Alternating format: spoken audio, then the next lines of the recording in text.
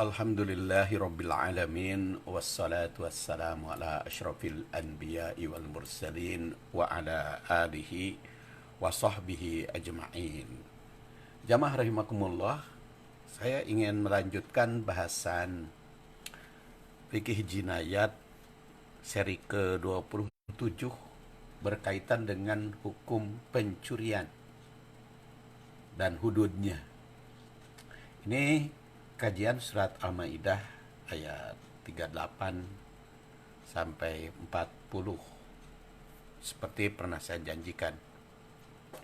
A'udzubillahi minasyaitonir rajim. Wasariku wasariqatu faqta'u aydiyahuma jazaa'an bima kasaba. Nakala minallah wallahu azizun hakim.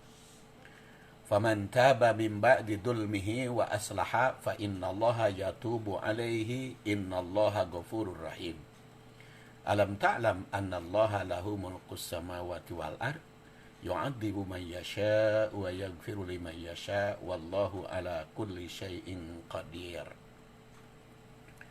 Wasariqu dan pencuri,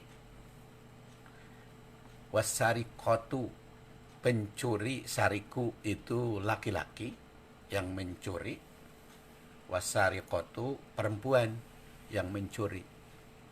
Di sini bab pencurian mah disebut pertama laki-laki, baru kedua wanita. Beda dengan perzinahan. Kalau perzinahan mah perempuan dulu ya, azaniyatu wazani. Tapi kalau pencurian laki-laki dulu. Tentu saja ini mengandung makna, mengandung rahasia makna. Al-Quran itu kan banyak, kalau kita kaji, kalau kita teliti, kalimat demi kalimat tuh mengandung rahasia, ya, mengandung rahasia makna yang mendalam. Kalau kita telusuri satu persatu. Dan di sini laki-laki yang mencuri, perempuan yang mencuri, fakto'u, potonglah. Aidiyahuma, tangan mereka. Tangan laki-laki maupun perempuan. Jazaan sebagai balasan bima kasaba nakala minallah. Itu akibat dari apa yang mereka perbuat. Dan ini merupakan siksaan atau balasan dari Allah. Wallahu, dan Allah azizun maha perkasa, hakimun maha bijaksana. Faman taba, barang siapa yang bertobat, mimba didulmi, setelah berbuat dolim, wa aslaha, dan islah atau perbaikan, fa innallaha, maka sesungguhnya Allah yatubu alaih. Kalau tadi taba min dulmihi, di sini yatubu ala. Jadi kalau taba yatubu, kalau ila itu artinya mohon ampun, tobat. Tapi kalau ala itu memberi ampun. Makanya di sini fa innallaha yatubu alaihi, berarti Allah memberi ampun. Dia taubat manusia kepada Allah itu taubat ila. Kalau Allah taubat kepada manusia itu taubat ala. Nah, kalau taubat ila mohon ampun, kalau taubat ala memberi ampun. Innallaha, sungguhnya Allah ghafurun, maha pengampun, rahim, maha penyayang. Alam ta'lam, apakah kamu tidak tahu, annallaha, sungguhnya Allah, lahu, baginya, mulkus samawat, kerajaan langit, wal ardi, dan bumi. Yu'adzibu, dia menyiksa mayyasha, orang yang ia kehendaki atau makhluk yang ia kehendaki, wa yaghfiru, dan mengampuni lima yasha, orang yang ia kehendaki. Wallahu, dan Allah ala kulli, atas segala sesuatu, qadirun, maha kuasa. Itu surat Al-Maidah 38 sampai 40. Dan ini tentu saja ada kaitan dengan ayat sebelumnya, tapi karena ayat sebelumnya tidak saya bahas, jadi saya lewat saja. Langsung kepada historis. historis ayat ini. Wahbah al-Juhaili itu mengutip riwayat Al-Wahidi yang menyatakan bahwa ayat ini turun utamanya pada Tu'mah bin Ubairik, yang dia ketika mencuri baju perang milik tetangganya.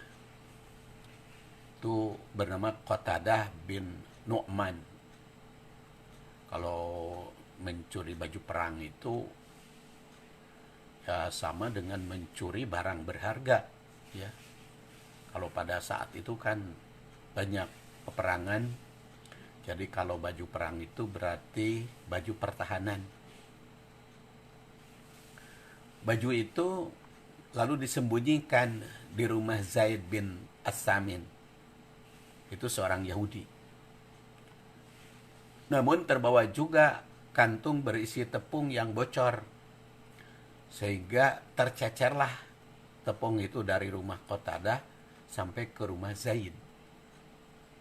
Nah, ketika Qatadah menyadari baju perangnya dicuri, dia menemukan jejak tepung itu sampai ke rumah Zaid. Maka diambillah baju perang itu dari rumah Zaid. Zaid berkata, saya diberi oleh Tuhmah baju perang ini, jadi bukan mencuri, tapi itu diberi oleh Tuhmah. Orang-orang bersaksi membenarkan. Saat itu Rasul ingin mendebat Tuhmah. Lalu turunlah ayat ini yang menerangkan tentang hukum pencurian. Jadi memang asbabun nuzul surat Al-Maidah ini berkaitan dengan pencurian. Juga ada riwayat yang lain, historis yang kedua, an-namra'atan sarokot ala ahdi Rasulillah. Seorang perempuan mencuri di zaman Rasul. Faja'a biha alladhi sarokotkum. Dan didatangkan pada mereka, pada orang yang kecurian itu. Qalu ya Rasulullah inna hadhil mar'ah sarokotna. Ya Rasulullah, perempuan ini pernah mencuri barang kami. Qala qaumuha fanahnu nafdiha, yakni ahlaha. Maka pengikutnya mengatakan, kami yang mengganti ke keluarganya. Kami yang menebusnya. Faqala Rasulullah, maka Rasul bersabda, iqta'u yadaha. Kalau begitu harus dipotong pencuri ini tangannya. Faqalu, mereka mengatakan, nahnu nafdiha bi khamsimi'ah dinar. Kami siap mengganti bi khamsimi'ati dinar, dengan 500 dinar. Khamsimi'ah, 500 dinar. Qala Rasul bersabda, yaqta'u yadaha. Potong tangannya. Qala faquti'at yaduha al-yumna. Maka dipotong tangan yang kanan. Faqalat al-mar'ah halli min taubatin. Apakah ini taubatku? Ya Rasulullah, wahai Rasul. Qala Rasul bersabda, na'am antil yaum min khati'atiki kayaumi waladatki ummuki. Ya, benar. Sehingga hari ini Anda itu orang yang bersih dari dosa, seperti bersihnya seorang bayi yang baru dilahirkan. Fa'anjalallah, maka Allah menurunkan, anjalallah, Allah menurunkan azza wa jalla yang maha perkasa. Itu fi suratil Maidah, turun surat Al-Maidah dengan mengatakan faman taba mim ba'di dzulmihi wa aslihi, sampai akhir ayat ini. Jadi kalau menurut historis ayat ini seorang perempuan yang mencuri kemudian dilaporkan pada Rasul, dihukum,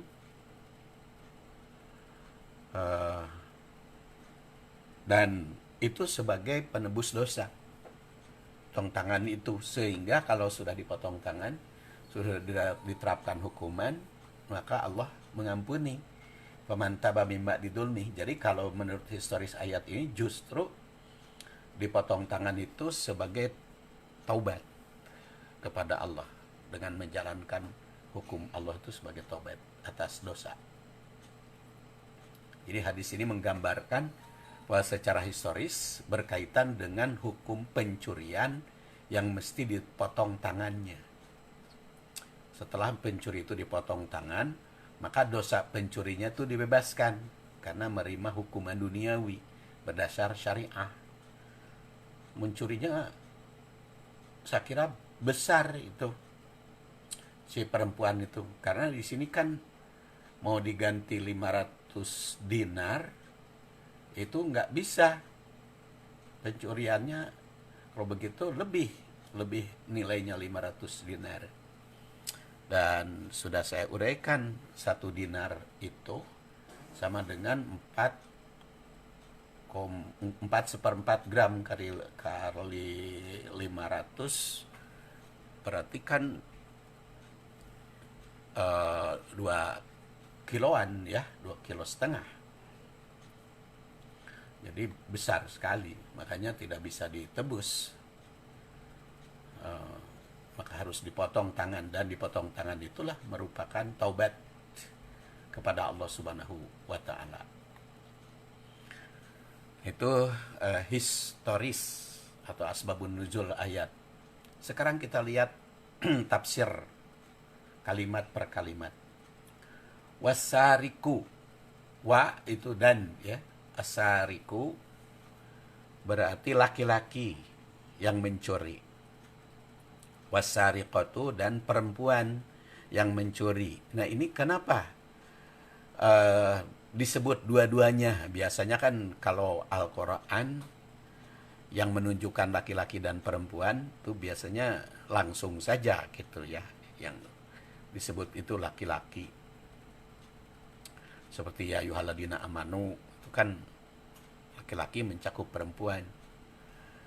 Jadi kalau panggilan itu mewakili ya. Tapi kalau di sini justru disebut dua-duanya karena urusan perbuatan dosa memang itu individu masing-masing, itu salah satu maknanya. Makanya kalau berkaitan dengan dosa mah dosa perzinahan itu disebut satu persatu, wazaniatu wazani. Terus dosa masalah kisos wal unsa bil unsa, al hurru bil hurri sebut. Terus jadi kalau urusan dosa mah individual sekali ya, hukumannya itu. Termasuk asariku asarikotu atau masalah nutup aurat kan, perempuan disebut, laki-laki disebut. Itu penekanan, dan itu sebetulnya mencakup baik laki-laki maupun perempuan. Dan di sini dikatakan faqta'u aydiyahuma. Jadi disebut atau yang dimaksud mencuri tentu saja mengambil hak orang lain sambil sembunyi atau tidak diketahui oleh pemilik, itu pencuri. Tapi kalau mengambil di depan pemilik itu namanya merampok. Itu hukumannya berbeda kan. Seperti yang pernah saya bahas pada pertemuan yang lalu, yaitu ayat 33, 34. Kalau itu mah dengan pemaksaan, perampokan, itu hukumnya berbeda. Kalau mencuri mah sembunyi-sembunyi, jadi mengambil hak orang atau milik orang tanpa diketahui pemiliknya, itu namanya mencuri. Tapi kalau mengambil itu begal, itu merampok, itu beda hukumannya. Nah, hukumannya di sini adalah faqta'u aydiyahuma, potong tangan si pencuri tersebut. Apakah semua pencuri hukumannya sama, dipotong tangan? Dan berapa sentimeter dipotong tangannya itu? Apakah satu ruas buku, atau sampai sikut, atau sepanjang tangan? Tentu saja dalam ayat ini tidak diterangkan batasannya, karena sangat tergantung atas ijtihad hakim. Berapa senti, berapa ukuran yang dipotong itu sesuai dengan dosa perbuatan. Demikian pula cara memotongnya. Apakah dibius dulu, dibius lokal supaya tidak terasa dipotongnya, atau pakai kampak, atau pakai pedang, atau pakai pisau, atau diiris-iris, atau sekaligus, atau dengan golok. Di sini tidak disebut. Apakah ketetapan itu berdasar tingkat dosa? Berapa jumlah yang dicuri? Ataukah berdasar dampak negatif dari pencurian tersebut? Karena kan pencurian itu macam-macam dampak negatifnya. Kalau seorang konglomerat yang duitnya banyak, triliunan rupiah, lalu dicuri 10 juta, kan nggak terasa. Nggak berbahaya kepada konglomerat itu.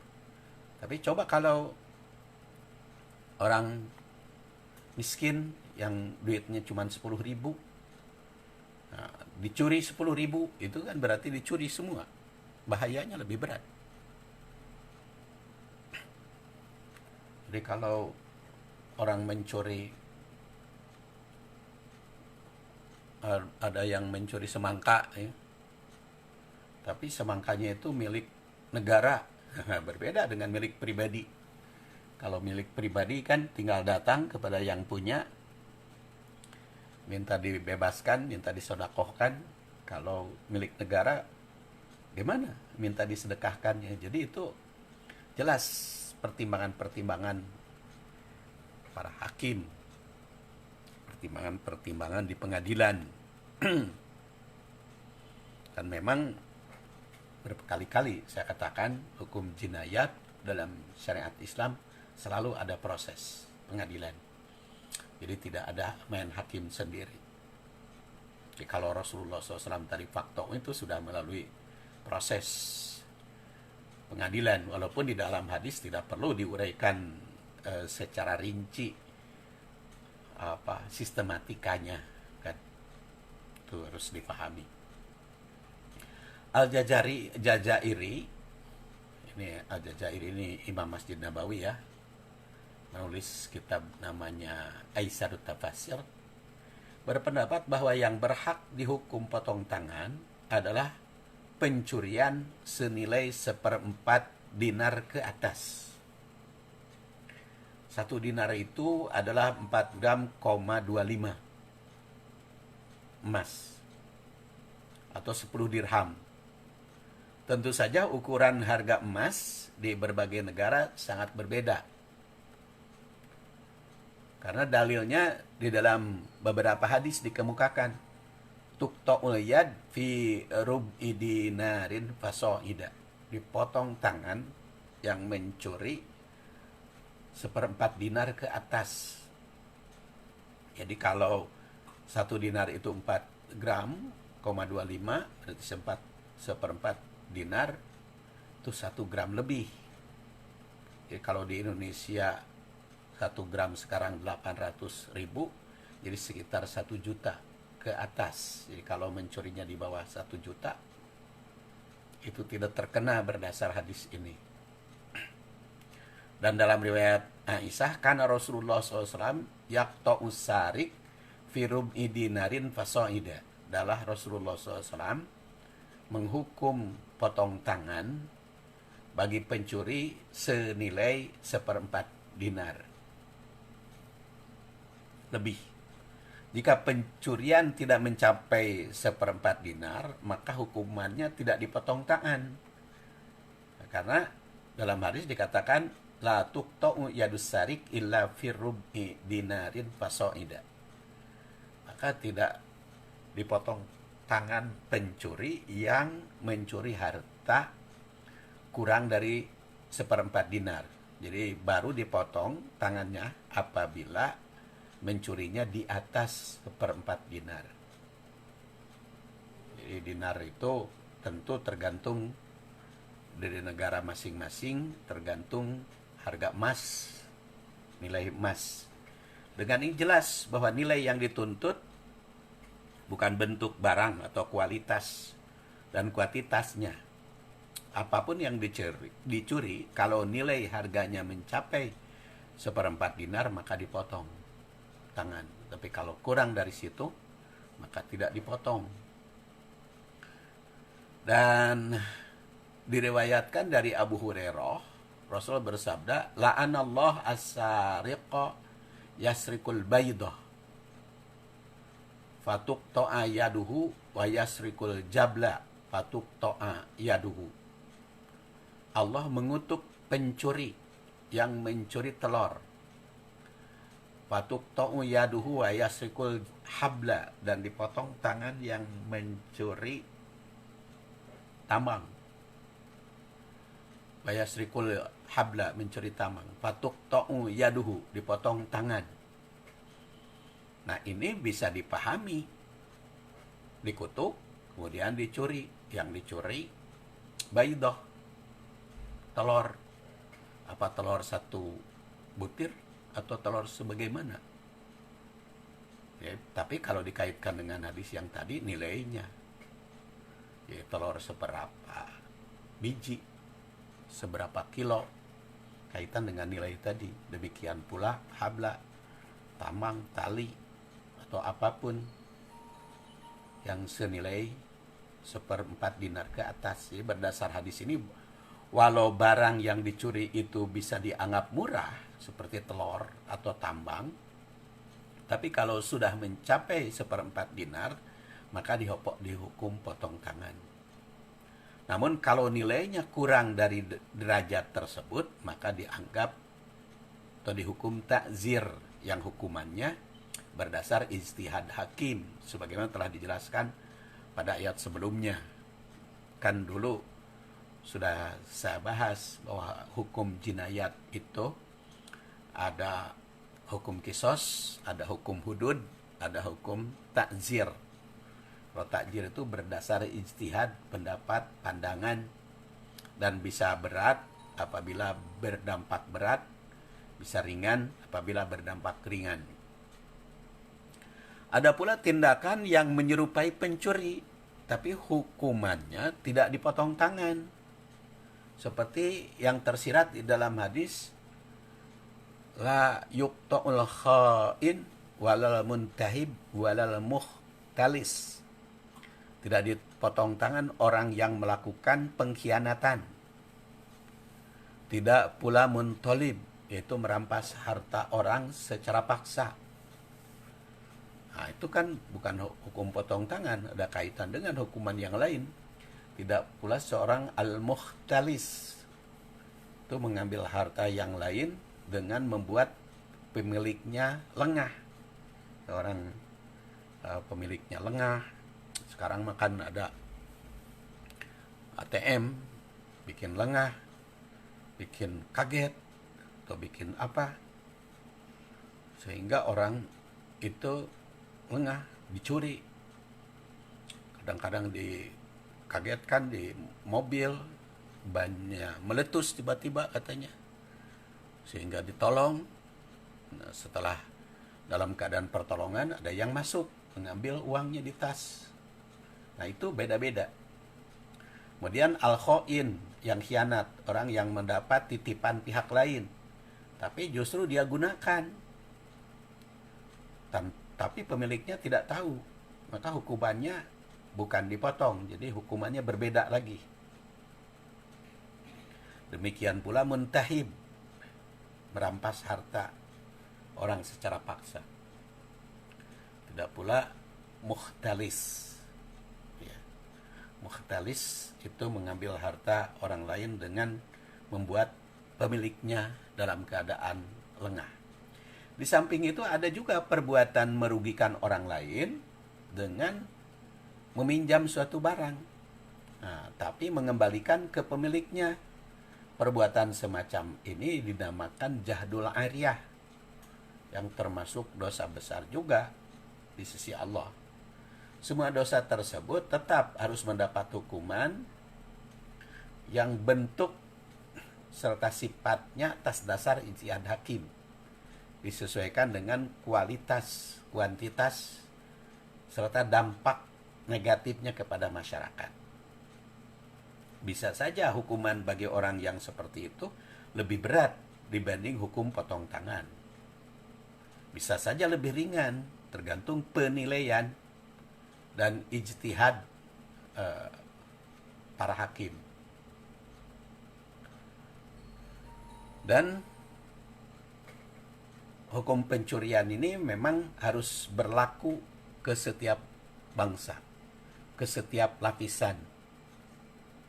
Jadi ada yang disayangkan bila hakim hanya menghukum orang yang kecil, tapi membiarkan orang yang besar atau tokoh.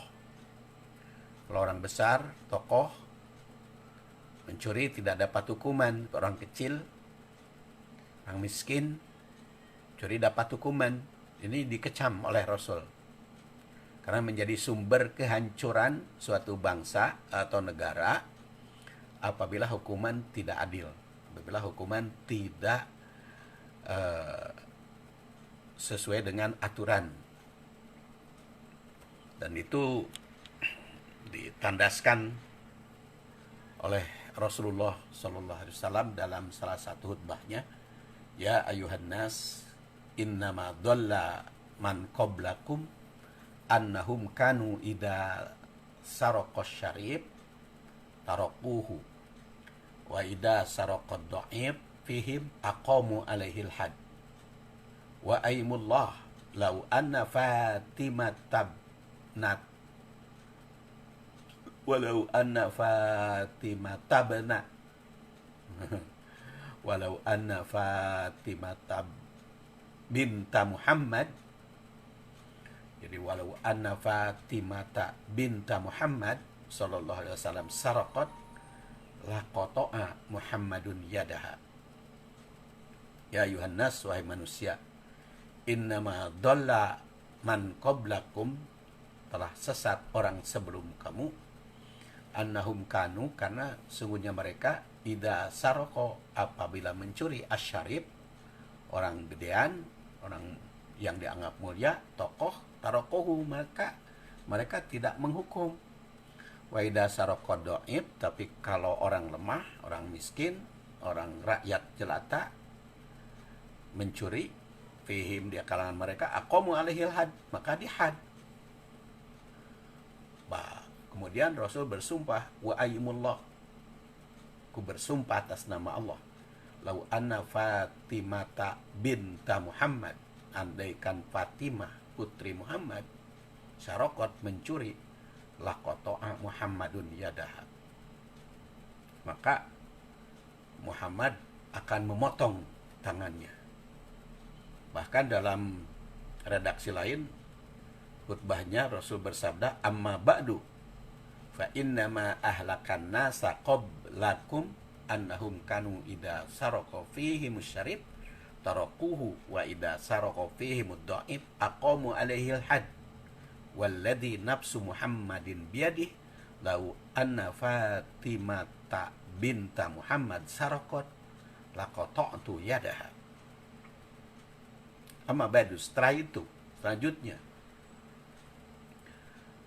manusia itu banyak yang celaka qablakum, sebelum kamu, annahum kanu, karena mereka itu, ida saroko fihim asyarif, apabila pembesar gegedean tokoh mencuri, tarokohu, tidak mendapat hukuman.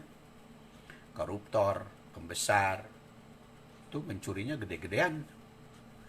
Wa idza saraka fihim mudha'if, apabila yang mencuri itu orang lemah, aqamu alaihil had, maka ditegakkan had, hukuman itu. Maka beliau juga bersumpah, walladzi nafsu Muhammadin biyadih, demi zat yang Muhammad di tangannya, lau anna Fatimata binta Muhammad, andai Fatimah putri Muhammad sarokot mencuri, lakotok tu ayadaha, aku akan potong tangannya. Ini sumpah Rasul sallallahu alaihi wasallam. Jadi pencurian tidak boleh pilih bulu hukumannya, harus sesuai dengan dosa, bukan disesuaikan dengan kedudukan. Kita bersambung ya pada kajian berikutnya. Saya cut dulu sampai di sini. Subhanakallahumma wa bihamdik, asyhadu an la ilaha illa anta, astaghfiruka wa atubu ilaik. Wassalamualaikum warahmatullahi wabarakatuh.